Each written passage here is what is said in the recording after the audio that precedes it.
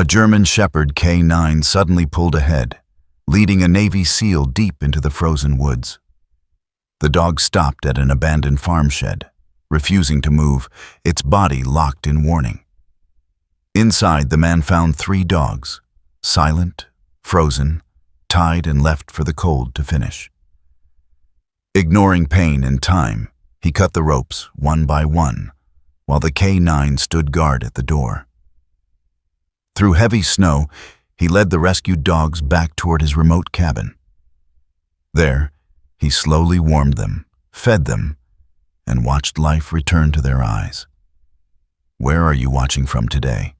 Like and subscribe to K9 Navy SEAL Legends for more true-feeling stories. Snow fell without urgency. It didn't rush or swirl the way storms did in stories. It came straight down, thick and steady, absorbing every sound it touched. The forest beyond the cabin stood motionless, black trunks rising from white ground like scars that refused to heal. No wind. No birds. Even the distant lake, frozen solid beneath layers of ice, gave off no creak or complaint. Ethan Cross shoveled in silence. The metal blade scraped against packed snow with a dull rhythm that felt older than him, older than the cabin, older than the war that had sent him here in the first place. His breath fogged the air in short, uneven bursts. He hadn't slept more than 2 hours, maybe 3. The cold gnawed at his shoulder where an old injury lived, the kind of pain that didn't scream, but never left. Deep, persistent, patient. He paused, resting both hands on the shovel handle. The sky was still dark, though a thin gray line along the horizon hinted at dawn. Rhyme clung to his gloves, his fingers ached. Somewhere behind him, the cabin door creaked faintly as the wood contracted in the cold. Then everything stopped. Not gradually, not uncertainly. Stopped. Ethan didn't hear it at first. He felt it. The absence of motion. The subtle shift in pressure, like a room holding its breath. Nick stood at the edge of the narrow trail that led into the forest, body rigid, head low, ears forward, one forepaw lifted slightly off the ground, frozen mid-step. Her black and tan coat blended almost seamlessly into the shadowed trees, except for the thin frosting of snow beginning to settle along her spine. She was not growling, not barking. She was locked. Ethan knew that posture. Every handler did. It wasn't curiosity. It wasn't hesitation. It was recognition. Not today, Ethan muttered, tightening his grip on the shovel. He followed her gaze into the trees. Nothing moved. No broken branches, no tracks he could see from here. Just snow and stillness and the long, quiet corridor of pines stretching deeper into cold. Nix didn't look back at him. That, too, meant something. Ethan dropped the shovel against the cabin wall and reached for the leash. His shoulder protested as he bent, a sharp reminder that he was supposed to be resting, healing, following orders. Medical hold. Temporary. That was the word they'd used.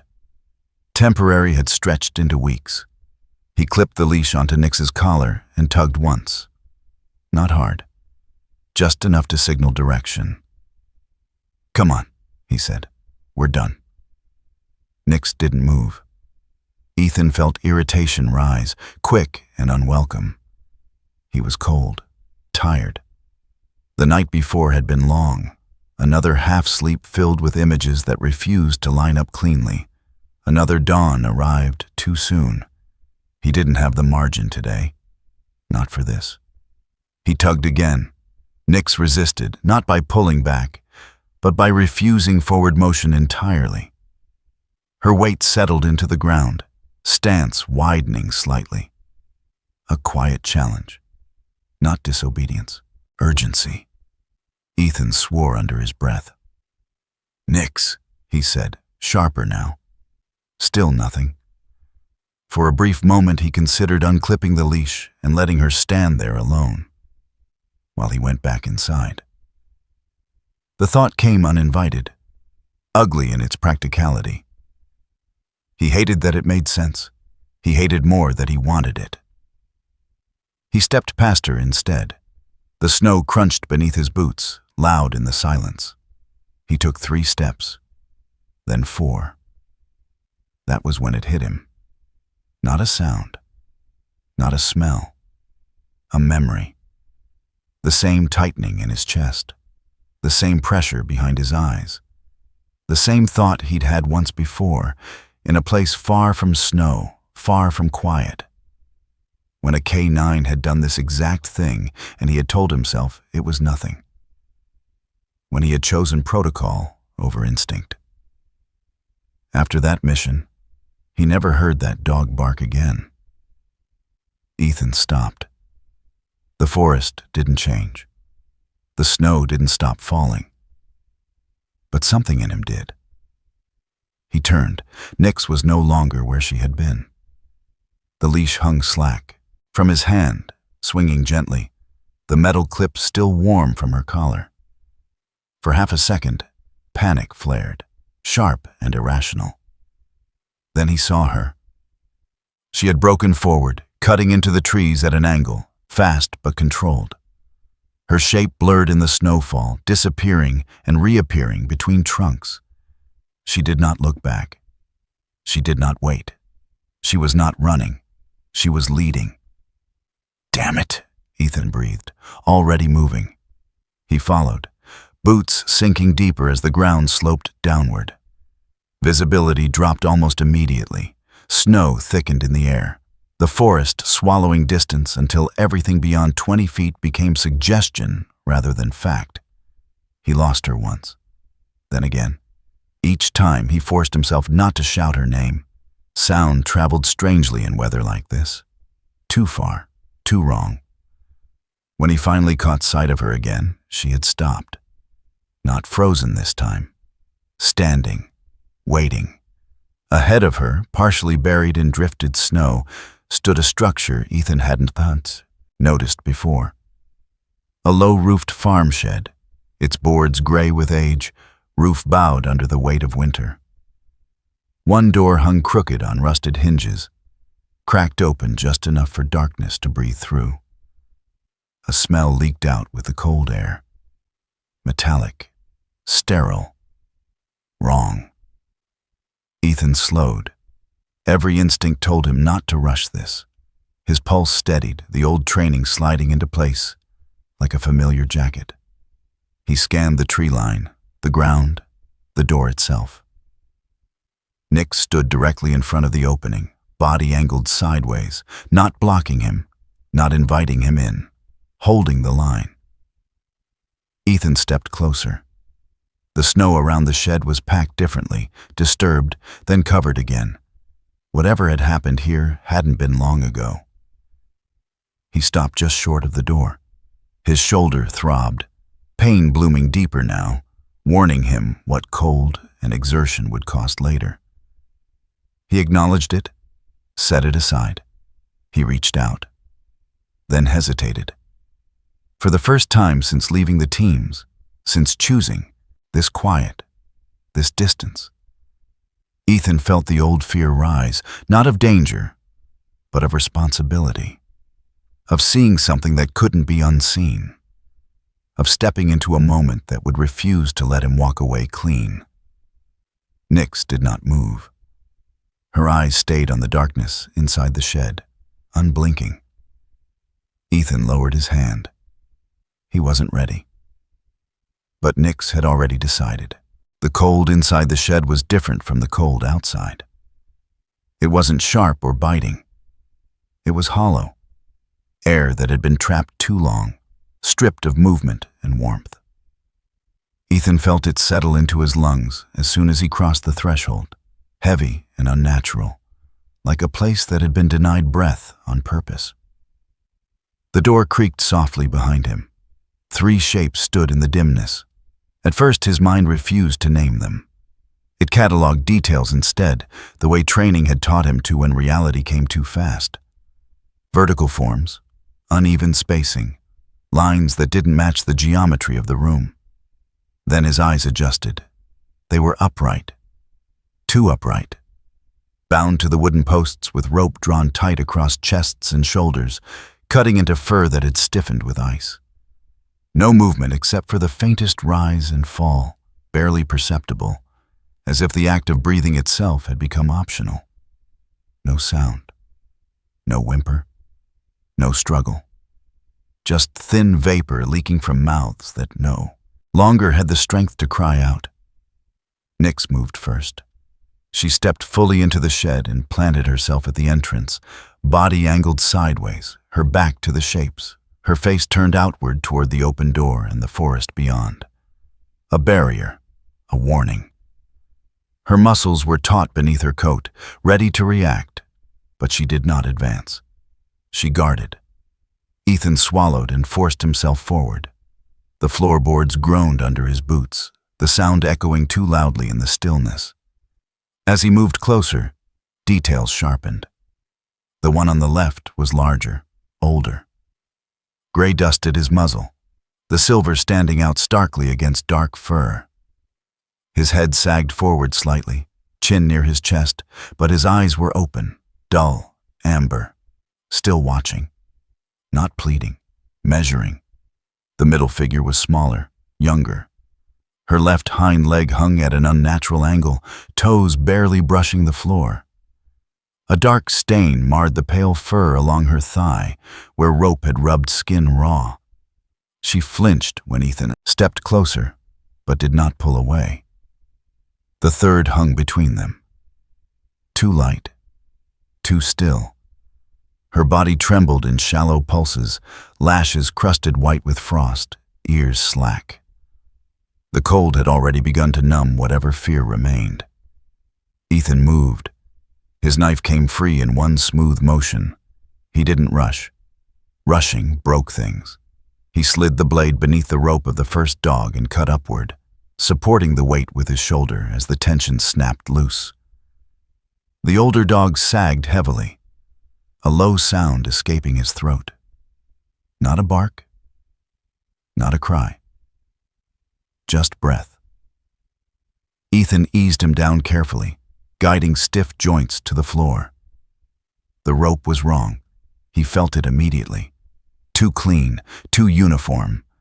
The fibers were new, stiff beneath his gloves, knots tied high and deliberate. This wasn't scrap cordage. This was equipment. The second dog reacted when the rope gave way, muscles tightening, teeth flashing for a fraction of a second before she caught herself. She stayed conscious, eyes locked on Ethan's hands, tracking each movement. She trusted motion more than touch. The third barely responded. Ethan shrugged out of his coat and wrapped it around her narrow frame as he cut the final rope. Her body was frighteningly light in his arms. He pressed his gloved palm to her chest, feeling for a rhythm that fluttered like a moth's wing. "Stay," he murmured, the word instinctive. He had said it before. To men, to dogs, to himself. Nyx shifted closer, placing herself between the open door and the fragile cluster on the floor. Her ears rotated, reading the outside world, even as her body remained still. She did not look at the dogs. She watched for what might come next. Ethan worked fast but methodically. Hypothermia protocol, slow warming, no friction on extremities. He rubbed circulation back into stiff legs with careful pressure, counting breaths under his own. His shoulder burned now, the old injury flaring as he lifted and supported weight it no longer wanted to bear. His fingers tingled, numbness creeping in despite insulated gloves. He ignored it. Pain was data, not a command. What cut deeper was the silence. They hadn't barked. That told him more than anything else. Dogs with strength barked. Dogs with fear barked. Dogs that had learned sound wasted energy did not. These three had waited.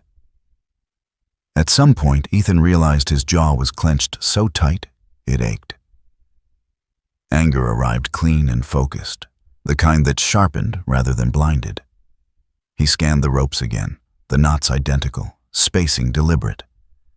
This hadn't been cruelty born of impulse. It had been planned.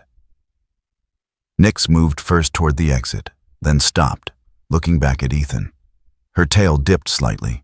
Not fear. Calculation.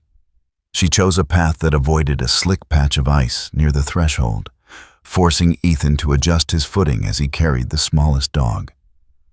Twice, she stopped him outright, blocking his knee with her body when his boot slid.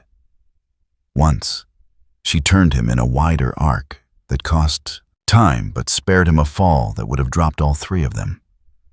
She wasn't guiding him away from danger. She was managing it.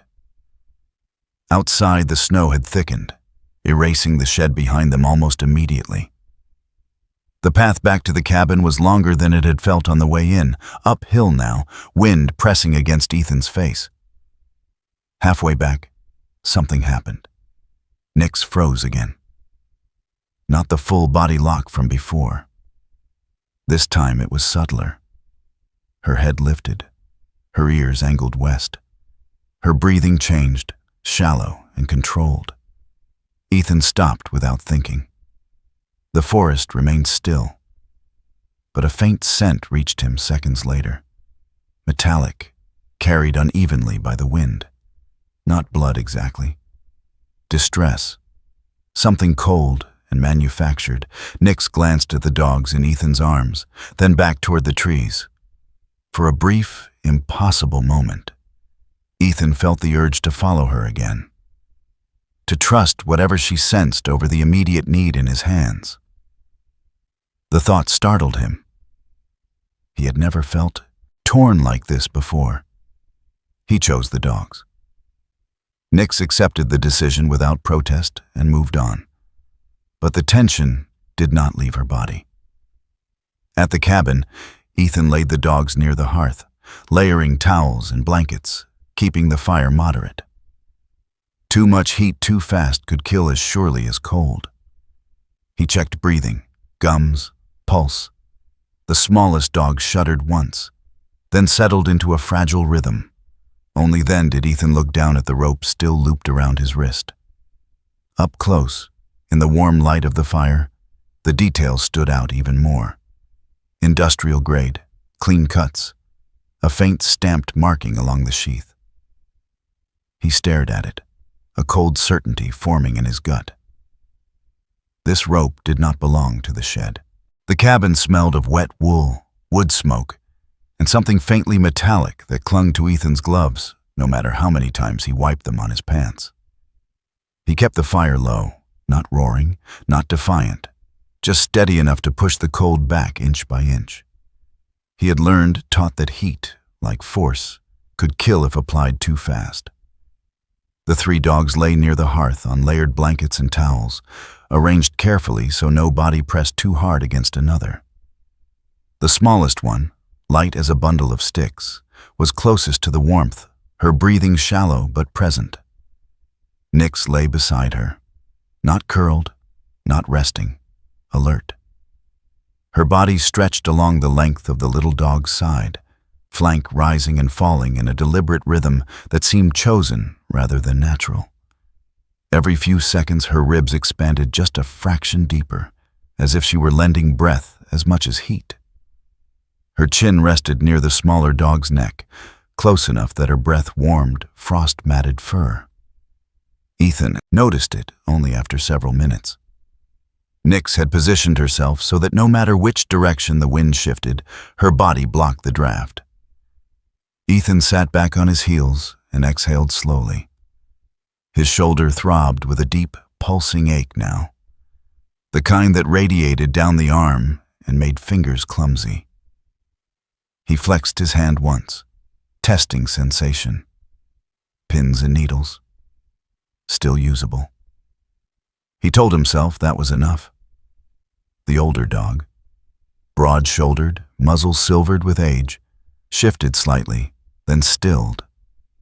His eyes remained open, amber and steady, tracking Ethan's movements without fear or trust. The middle one watched too, her gaze sharper, more calculating, as if cataloging this place the way she had once cataloged commands. The smallest did not look at anything. She breathed.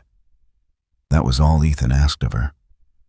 Outside, the wind rose and fell like something alive, scraping snow across the cabin walls in soft, repetitive waves. Each time the direction changed, Nix's ears flicked, her head lifted just enough to listen, then settled again.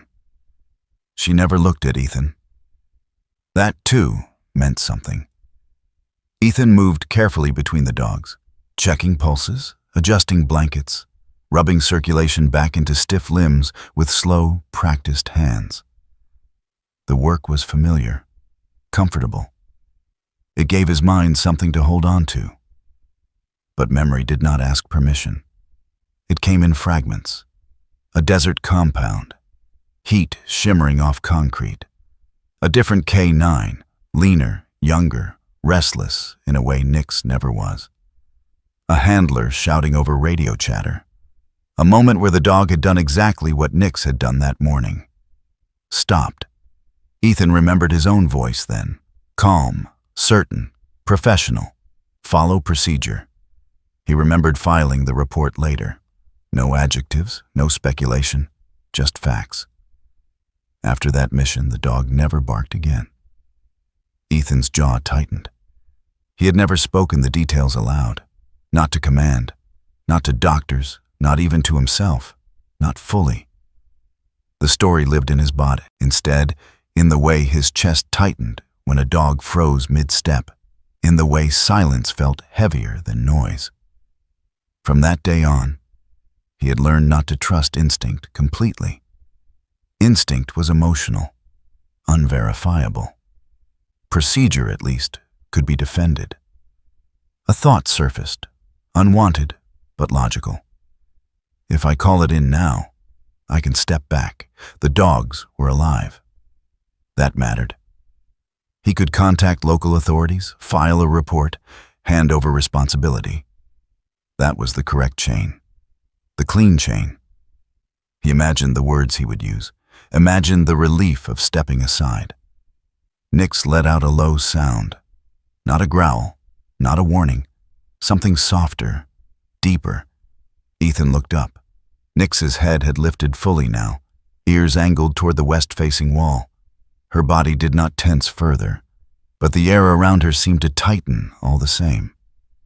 Her gaze was fixed, unblinking, as if the dark itself had shifted shape. Ethan stood slowly and crossed to the window. He pulled the curtain back just enough to peer out. Headlights swept across the clearing. White beams cut through falling snow, illuminating drifts, trees, the edge of the porch. The light lingered for a second. 2. Then disappeared. No engine sound. No door slam. Just darkness folding back in on itself. Ethan's pulse picked up. He let the curtain fall and turned back toward the room. Nix had not moved. She still did not look at him. Her attention was angled downward now, toward the narrow road that wound from the cabin toward the distant town, as if listening to something already gone. Ethan's phone sat on the small table by the door. He glanced at it, then away. He wasn't ready to decide. Not yet. He went back to the dogs. He offered warm water in shallow amounts. The older dog drank first, slow and deliberate. The middle one followed, cautious but steady. The smallest did not respond. Ethan dipped his fingers and touched a few drops to her lips. After a moment, she swallowed. Once. It felt like a victory. Time moved strangely after that. Minutes stretched, then collapsed. The fire crackled. The wind shifted again. Nix adjusted her position by inches, always keeping her body between the smallest dog and the cold.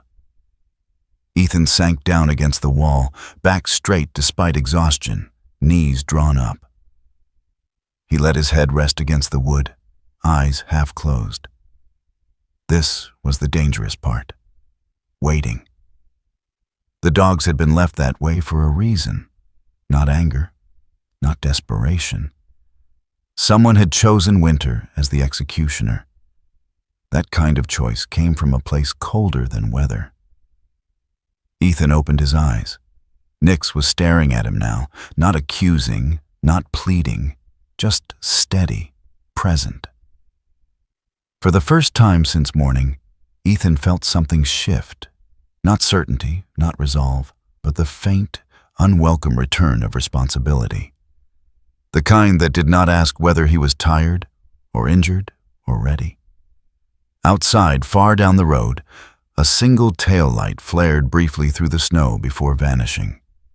Nix turned her head to follow it. She did not bark. She did not move. She simply watched. The town sat at the edge of the frozen lake like it had given up trying to move forward. Low buildings pressed close together, roofs heavy with snow, windows dim even in daylight. The lake itself was a flat sheet of white stretching to the horizon, its surface so smooth it felt unreal, as if water had simply decided one winter to stop pretending it was alive. Ethan parked near the only veterinary clinic within 30 miles. The sign above the door read, "Whitfield Animal Care." The paint chipped. The lettering faded by years of wind and salt. No flashing lights. No sense of urgency. Just a place that had learned how to endure. Nix jumped down from the truck first. Her paws hit the packed snow without hesitation, posture alert but controlled. She scanned the street, ears rotating, nose lifting briefly into the air. People passed by without comment. A bundled woman crossed the road with a grocery bag, her eyes flicking once toward Nix before looking away. Two men stood outside a hardware store, hands deep in their pockets, voices low. No one stared. That unsettled Ethan more than hostility would have. Inside the clinic, the warmth felt different from the cabins. Thinner, more clinical. The air smelled of antiseptic and old paper. A bell chimed softly as the door opened. Nora Whitfield looked up from behind the counter. She was smaller than Ethan expected, thin and upright despite her age, her back straight in a way that spoke of decades spent standing where animals needed her. Her hair was silver white, pulled into a loose knot at the base of her neck, wisps escaping to frame a face lined not by bitterness, but by attention. Her skin was pale and weathered, eyes sharp and gray-blue, missing very little. She did not ask who Ethan was. She looked past him first, to the dogs. Her gaze softened by degrees, then hardened again. "How long?" she asked. "Since before dawn," Ethan replied. She nodded once, already moving. "Bring them in." Slowly. She worked, with quiet efficiency, hands steady, voice low. She didn't ask where he'd found them. She didn't ask why he hadn't called sooner. She examined pulses, checked gums, palpated the injured leg of the middle dog with careful pressure. The smallest one earned the longest look. "She's stubborn," Nora said finally. "That's good." Ethan watched her work, cataloging details the way he always did. She was precise without being cold, gentle without sentimentality, someone who had learned the cost of caring and paid it anyway. When she finished stabilizing them, she leaned back slightly and exhaled. "Makes 3 this winter," she said. Ethan frowned. "3? 3 cases like this," Nora clarified.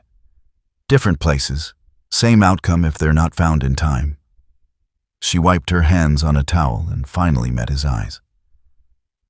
"Last winter was worse." Nix stiffened suddenly. The sound came from outside, a diesel engine idling, low and heavy. Ethan turned, instinctively toward the window just as a refrigerated truck rolled into view and pulled up near the curb across the street. Nix moved.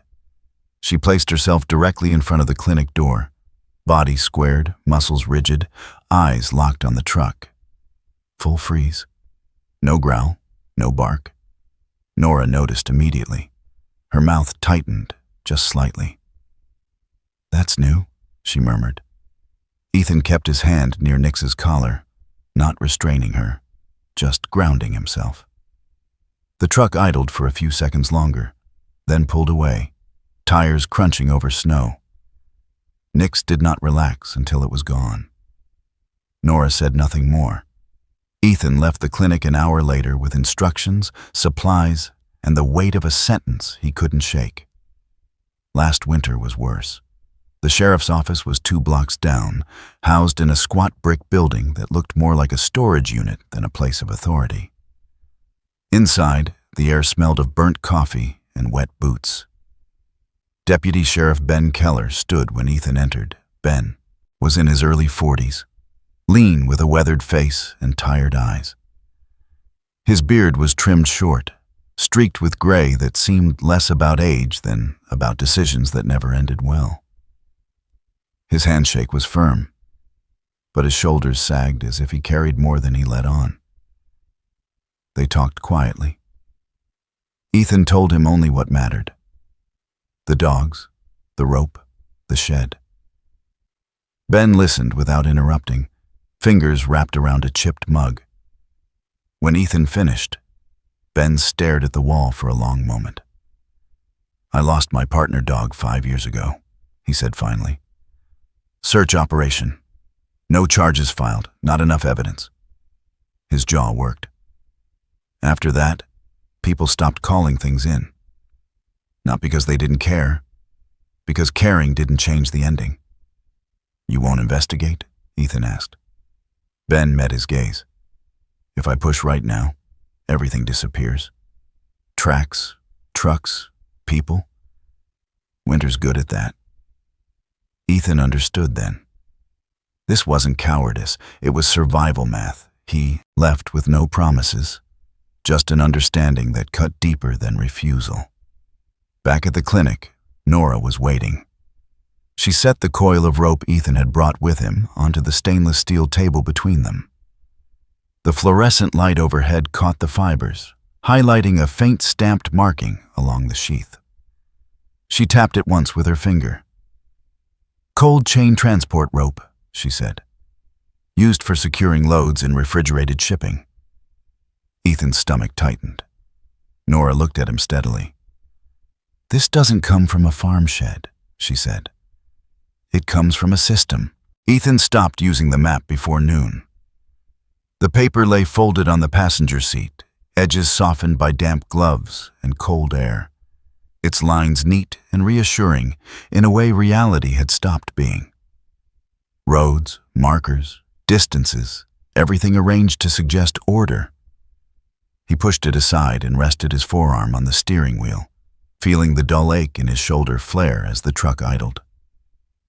"Show me," he said quietly. Nix did not need the words. She sat upright in the back, posture alert, eyes tracking the landscape through the frosted glass.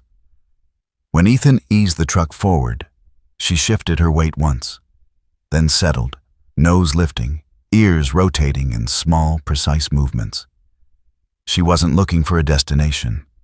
She was listening for repetition. They left the paved road and cut onto a narrow service track that snaked through trees bent low under snow. The path curved unexpectedly, doubling back in places, crossing frozen ditches and logging remnants half buried in white. It felt wrong, inefficient. Ethan's jaw tightened as he steered, every instinct trained to favor speed and directness chafing against the detours. Twice, Nix indicated a turn that forced them to slow to a crawl. Once she guided him down a side spur that ended abruptly at a locked gate, rusted chain heavy with ice. Ethan stopped, engine ticking softly, breath fogging the windshield. He glanced at the rearview mirror. Nix met his eyes for a beat, then turned her head away, nose already testing the air again. Ethan exhaled through his teeth and reversed. Minutes later, as they crested a low rise, a refrigerated truck appeared ahead on the main road. White box, blue logo partially obscured by grime. It rolled past at speed, taillights blinking once as it disappeared into snowfall. Ethan's hand tightened on the wheel. That was it, he muttered. Nix didn't react. She angled her head, ears flicking, then nudged Ethan's shoulder with her nose, gentle, insistent, before turning back toward the trees. She led him away from the road, back into the maze. Irritation flared hot and unwelcome. For the first time since they'd left the cabin, Ethan felt anger edge into his chest. Not at the weather, not at the town, but at the dog beside him. "You saw it," he said, voice low. "You had it."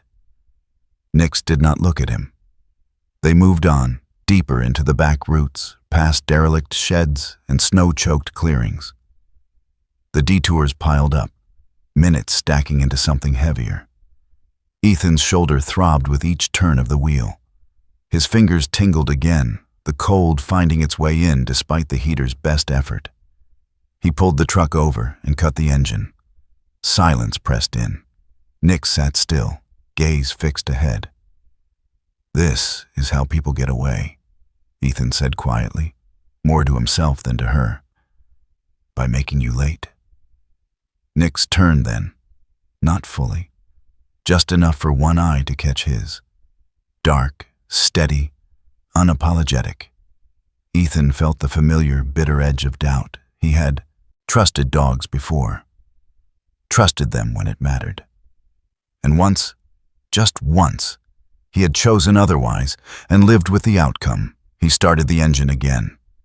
They reached the auxiliary cold storage station just after mid-afternoon. It wasn't marked on the map, no sign. Just a low concrete building set back from the road, roof piled with snow, vents humming softly. A single security light flickered above a steel door, casting a sickly yellow halo over the ground. Nix stopped at the edge of the lot. Her body stiffened.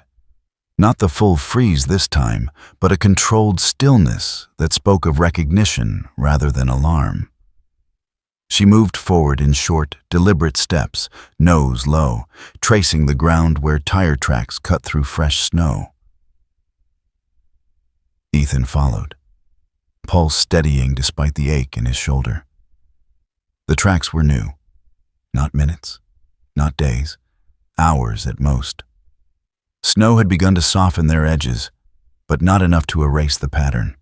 Wide treads, paired axles, a slight scuff near the rear where weight had shifted. Near the loading bay, something caught the light. A length of rope lay half buried in snow, fibers identical to the coil Ethan carried in his pack. Same thickness, same sheath, same stamped marking, faint but unmistakable. Nix sniffed once, then stepped back, eyes lifting to the building. Ethan's breath fogged as he stared. This wasn't a single location. It was a route. They circled the structure, careful to stay out of sight. The hum of refrigeration units vibrated through the ground, low and constant. No alarms, no voices, just the sound of coal doing its work. A man emerged from a side door carrying a clipboard. He was middle-aged, stocky, beard grown unevenly along his jaw. His jacket was new, too clean for the place, and his boots lacked the scuffs of someone who spent time on ice. He paused to light a cigarette, the flare briefly illuminating a face set in permanent irritation. Nix tensed. Ethan raised a hand, keeping her still. The man exhaled smoke and muttered to no one in particular. "Winter does what winter does. Some things don't make it." He flicked ash into the snow and went back inside. The words lodged in Ethan's chest like shrapnel. Not cruelty, not malice, indifference. Ethan knelt by the rope, photographing it, measuring the distance to the tracks, committing angles and spacing to memory. He felt the old training slide back into place, the part of him that cataloged without flinching. But something else worked beneath that layer. Nix wasn't chasing a scene. She was mapping behavior. They didn't leave immediately. They waited, watching the building breathe cold into the air, watching snow settle where it would soon be disturbed again.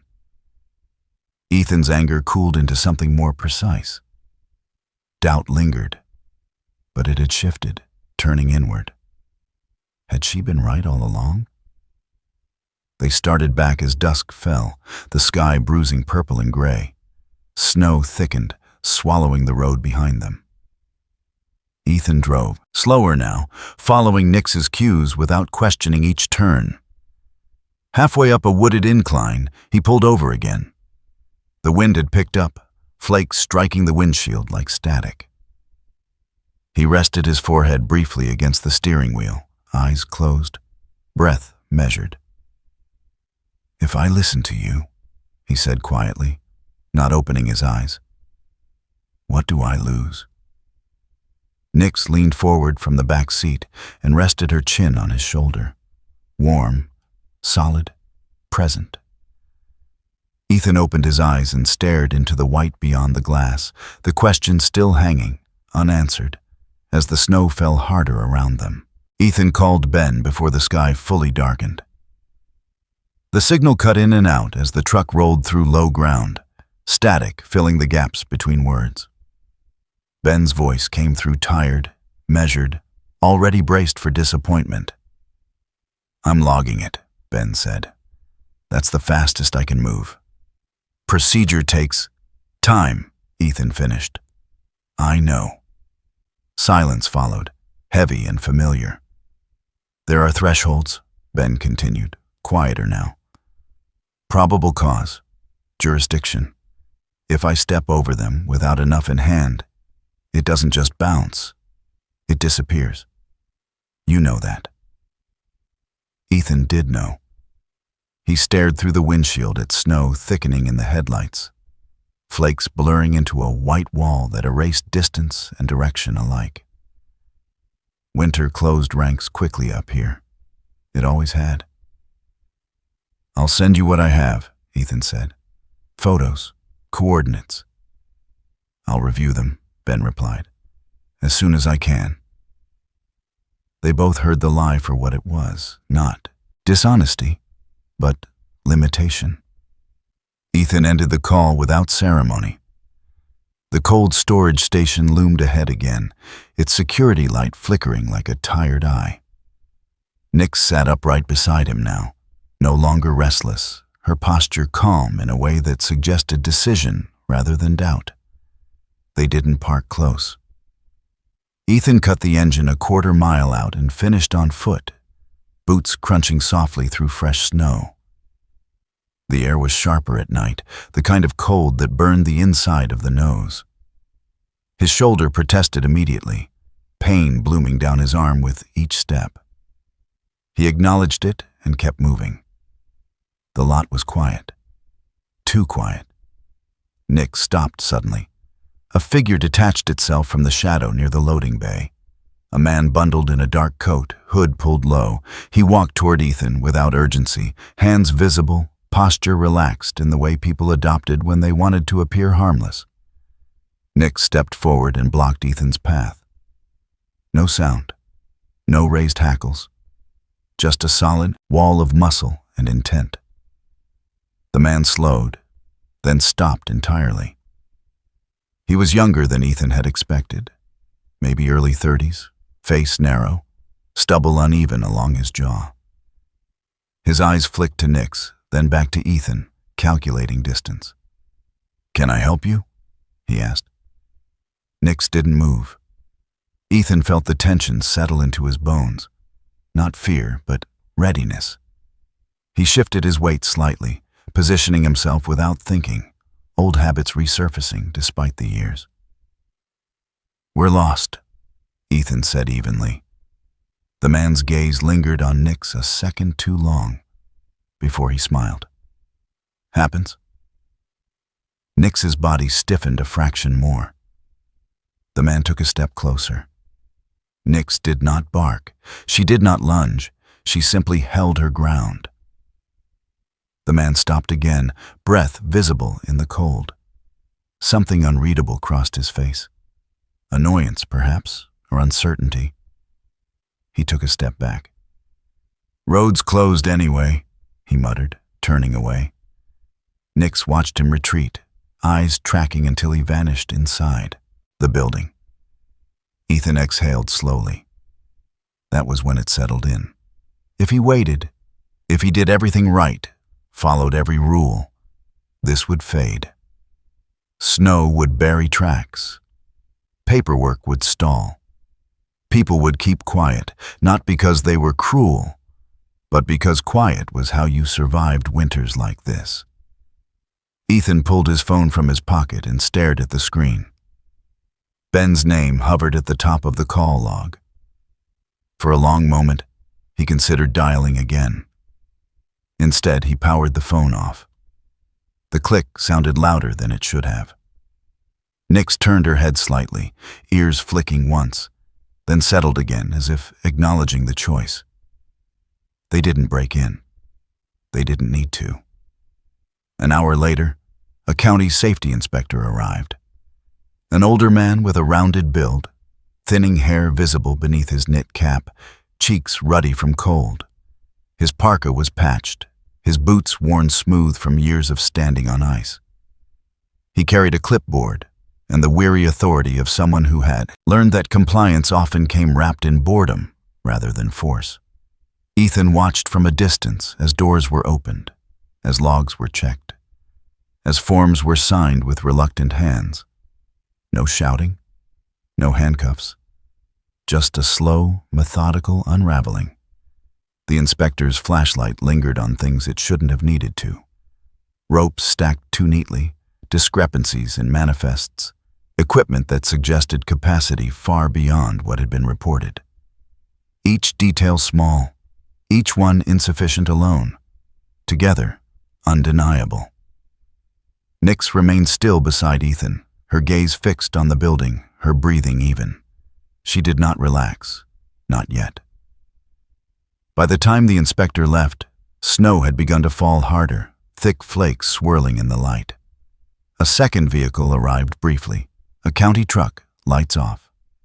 Two men spoke quietly, their voices swallowed by wind. Then it was over. Not finished, but exposed. Ethan felt no triumph, no satisfaction, only a dull ache behind his eyes and a heaviness in his chest that had nothing to do with the cold. Later, as they stood near the edge of the lot, watching workers move under supervision, Ben's truck pulled in. Ben stepped out slowly, hat pulled low, hands jammed into his coat pockets. He looked older in the artificial light, lines around his eyes deeper than Ethan remembered. "You should have waited," Ben said without heat. Ethan met his gaze. "I know." Ben sighed and shook his head. He looked past Ethan, toward the building, toward the figures moving inside. "They won't find everything," he said. "They never do." "I know." Ben was quiet for a long moment. Snow settled on his shoulders, melting into dark patches on his coat. Then he looked at Nix. She stood between them, alert but calm, eyes reflecting the security light in small, steady points. Ben swallowed. "You know," he said quietly, "I wish I'd listened to my dog." Ethan felt the words land heavier than any accusation. Ben didn't elaborate. He didn't have to. They stood there as snow fell harder around them, the truth emerging slowly, imperfectly, and already at risk of being buried again. The pattern broke quietly. No sirens echoed across the lake. No headlines followed. No one stood in the snow claiming victory. The cold storage route dissolved the way it had existed, slowly, almost politely. Trucks stopped coming. Locks were changed. Paperwork shifted hands. A few people moved away before questions reached them. Others stayed, quieter than before, eyes trained on the ground whenever winter tightened its grip. 3 dogs survived. That number stayed with Ethan more than he expected. He learned the others later, through Nora's careful words, through files Ben didn't officially show him, through the gaps where names should have been. Dogs that had never been found in time. Dogs that had vanished so completely, the town had learned to treat absence as weather. Ethan didn't leave. That surprised everyone, including him. The cabin remained his base, but it changed shape over the following weeks. A fenced area took form behind it, built from scavenged lumber and reinforced with wire. Ben quietly forgot to log. Nora brought blankets, then crates, then a heater she insisted she no longer needed. Locals appeared without announcement, dropping off food, bowls, leashes, never staying long enough to be thanked. They called it Cold Watch Haven eventually. The name came from Ben, spoken offhand one night while they stood watching snow settle across the fence line. He'd shrugged afterward, uncomfortable with the sentiment. "It's what it is," he'd said. "Someone watching when it gets cold." Nora ran the medical side with practiced authority, her thin hands steady even when her shoulders ached. She moved through the space like it had always been hers, gray hair tucked back, eyes alert for signs others missed. She never raised her voice. She didn't need to. Ben stopped by most evenings after his shift, sometimes in uniform, sometimes not. He spoke little, but his presence carried weight. He fixed hinges. He shoveled paths. He sat on overturned buckets and listened when no one else wanted to. Nix changed, too. At first, she kept her old habits, positioned near entrances, head lifting at every unfamiliar sound, body angled to intercept anything that moved too fast.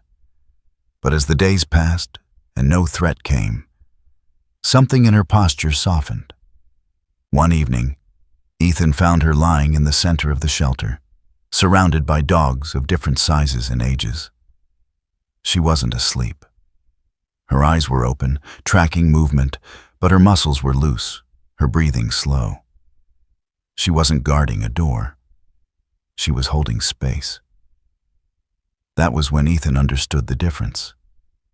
He didn't patrol anymore. Not the way he used to. There were still nights he walked the perimeter, boots crunching softly, breath fogging the air. But the urgency had drained away. The constant readiness, the edge that had defined him for so long, finally dulled.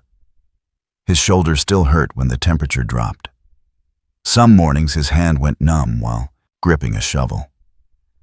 He learned to pause then, to wait it out, to let the feeling return instead of pushing through it the way he once would have. He thought often about leaving, about warmer places, quieter ones, places where winter didn't test everything you were willing to lose. But each time the thought surfaced, something anchored him back. A dog learning to trust hands again. Nora's nod of approval after a difficult night. Ben's quiet presence beside him in the snow. And Nix. She no longer froze at every sound. She no longer stood rigid between him and the dark. When she moved now, it was with intention rather than tension. She watched, but she didn't brace. One night, weeks after the last inspection, a storm rolled in harder than expected. Wind screamed through the trees, rattling the shelter walls, snow piling faster than they could clear it. Ethan and Ben worked side by side, reinforcing panels, checking heaters, moving dogs into the inner space. At the height of it, the power flickered and went out. Darkness swallowed the shelter. For a moment, the old fear stirred, raw, familiar, tempting him back into a version of himself that only knew how to fight. Nix stepped closer. Not in front of him, beside him. Her flank pressed against his leg, solid and warm. He felt her breathing, steady and unhurried, cutting through the noise of the storm. That was the re-hook. Not a warning, not an alarm, but an absence of one. Nix wasn't telling him something was coming. She was telling him it wasn't. The power returned minutes later. The storm passed by dawn, the shelter held. When the sun finally rose, it cast pale light across a yard marked by paw prints and boot tracks layered together. Dogs emerged cautiously, then, with growing confidence, shaking snow from their coats, tails lifting. Ethan stood in the doorway, watching them scatter into the cold air, alive and unafraid. He didn't feel like a hero. He felt present. Later that day, Nora brought coffee in a dented thermos and handed him a cup without ceremony. "You staying?" she asked. Ethan watched Nix move among the dogs, calm and assured. "Yes," he said. "For now." She nodded, satisfied. Ben joined them a few minutes later, leaning against the fence, hands wrapped around his own cup. He looked out over the yard, eyes softening at the sight. "You know," he said quietly, "this won't fix everything." Ethan nodded. "I know." Ben glanced at Nix, then back at Ethan. "But it fixes this." That was enough. As winter stretched on, the town adjusted, not dramatically, not publicly, but in small, meaningful ways. People asked questions now. They lingered longer when dropping things off. Some even stayed to help. The snow kept falling. So did life. Ethan learned something in that stillness. Something the years of training had never taught him. He didn't need to save the world. He only needed to stay when others turned away. Some callings didn't arrive with noise or orders. They arrived when a dog stopped in the snow and a human chose to turn back. Sometimes, miracles do not arrive as thunder. They do not come with clear signs, loud voices, or perfect timing. They come quietly, through instinct, through loyalty, through a moment when someone chooses not to turn away. Maybe God does not always speak in words. Sometimes he speaks through a warning we almost ignore, through a dog who stops in the snow, through a choice that feels inconvenient but right. In everyday life, we are all given moments like this. A chance to slow down, a chance to notice, a chance to protect something fragile before it disappears. If this story moved you, consider sharing it with someone who needs a reminder that doing the right thing still matters. Leave a comment and tell us where you're watching from today, or what this story made you feel. Subscribe to K9 Navy SEAL Legends. If you believe that loyalty, courage, and compassion are still worth standing for. And wherever you are tonight, may God watch over you. May he protect those you love, and may he guide you when the path is unclear. Sometimes the miracle is not what we save, but the fact that we chose to stay.